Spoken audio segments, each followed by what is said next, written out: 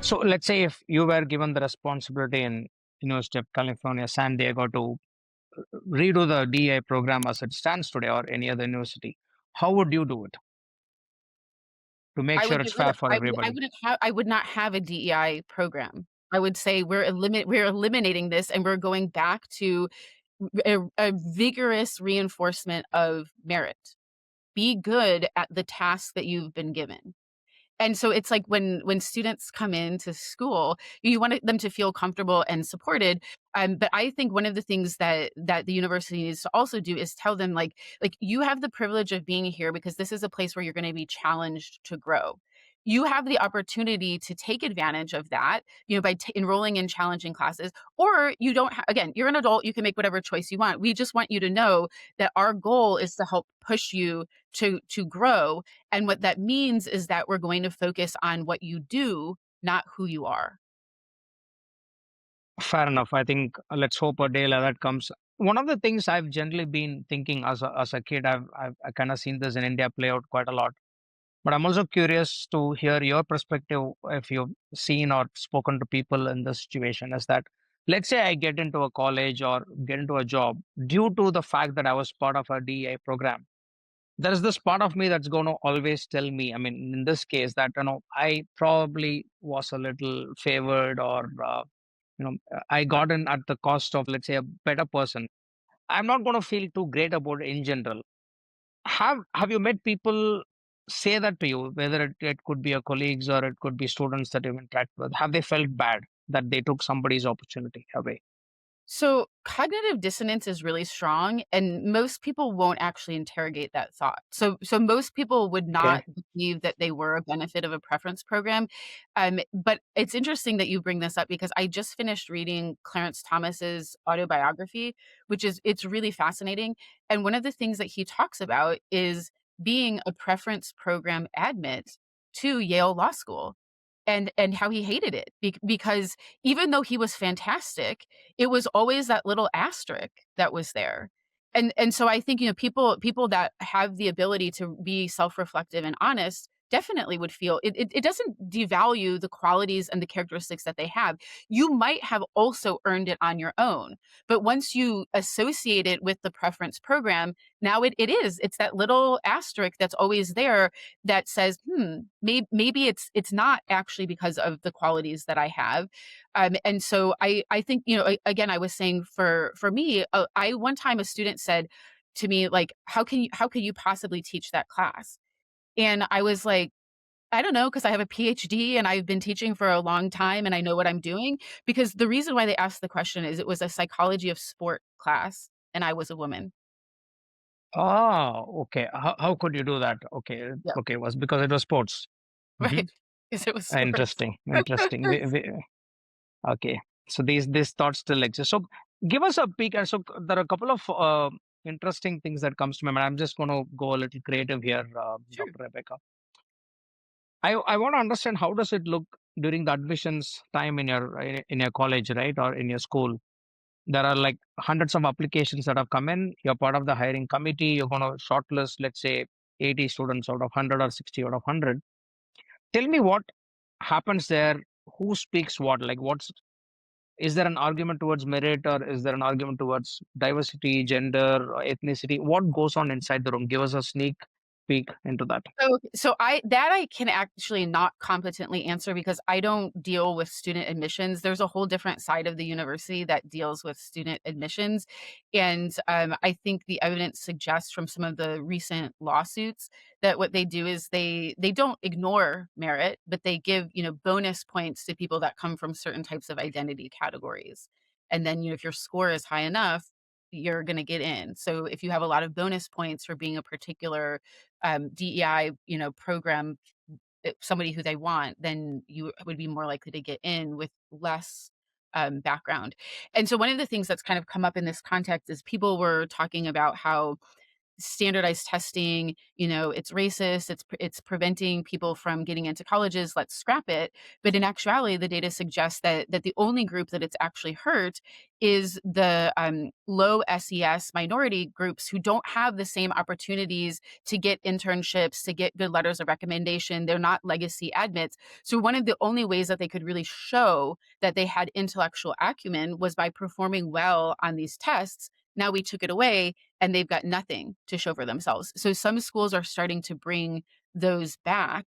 Also, because one of the things that it did was it basically allowed for students that don't have basics like math and literacy skills to be getting into higher education, which is again a problem for everybody. If you're not prepared to be in that setting, then you're not going to be successful and you're going to end up feeling bad and wasting a lot of money. So who benefited? Nobody really benefited other than the admissions person that got to feel good about themselves because they let this person in.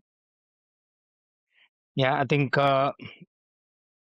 time is going to say how this is going to get corrected there. So one of the other points that DA side argues, which I'm sure you're aware of, is there have been a lot of unconscious bias studies that show that identical CVs with, let's say, similar skills get different callback rates just based on the name alone, right? It could be based on white, black, or gender, and this has been proven even that women get higher call rates.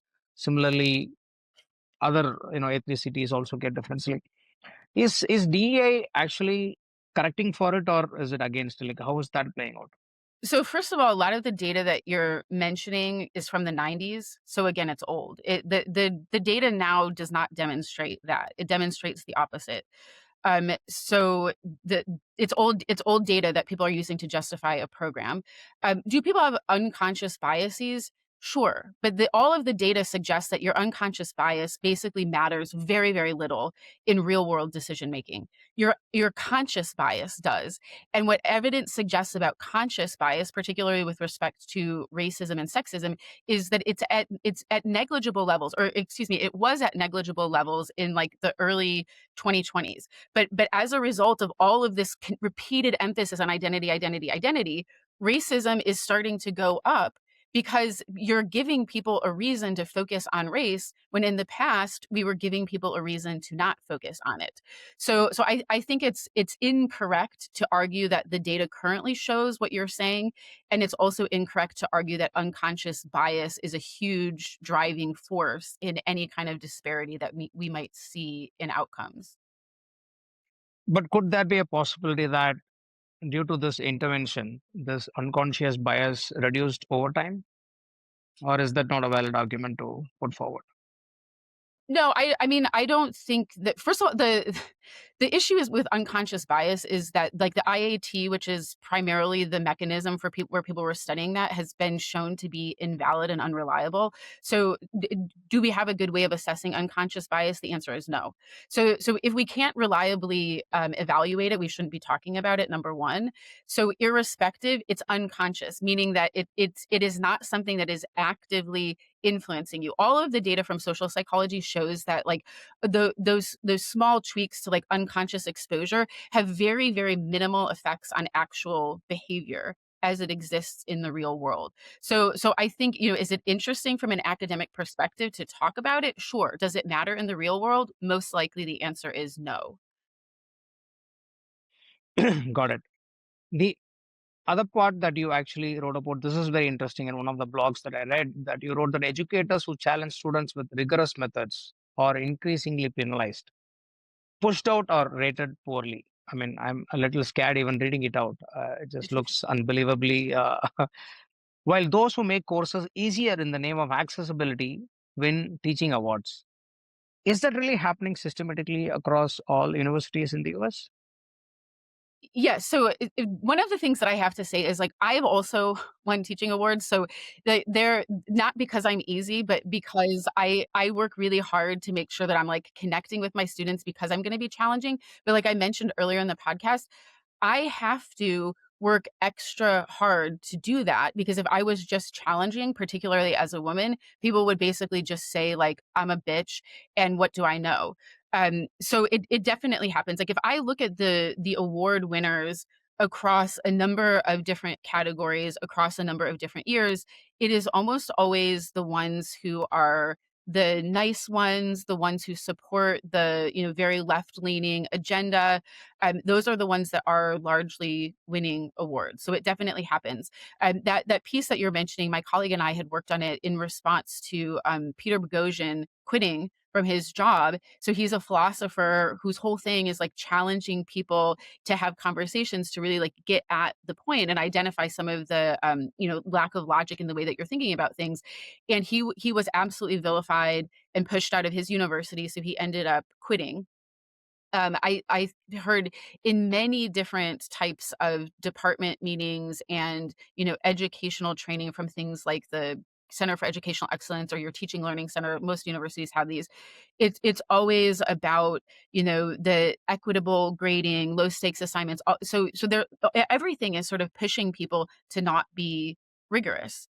And so I'm lucky that I work in a department where we all pretty much feel like having high standards is important because we don't want to be graduating people or sending them to graduate school where they're under prepared.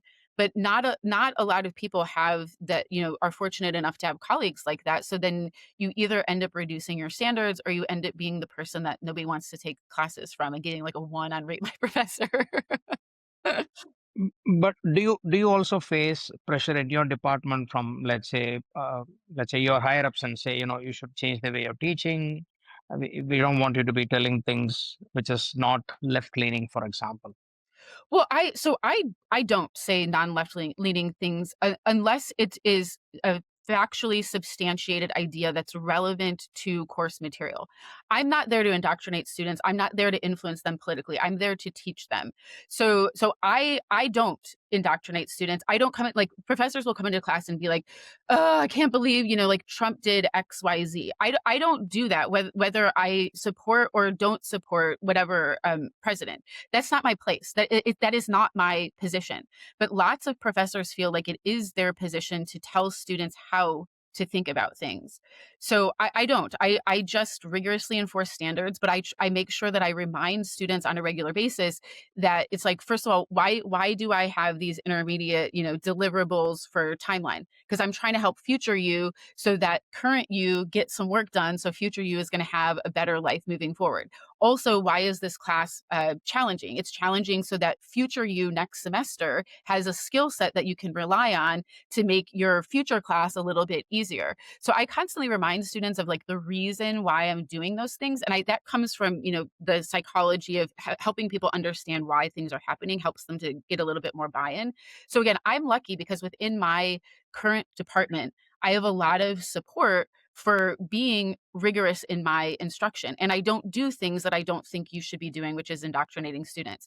But definitely in other types of departments, there is information that's being shared about people that are too hard or they're pushing trying to teach things that don't sort of fit with the general DEI agenda, and so it's definitely out there.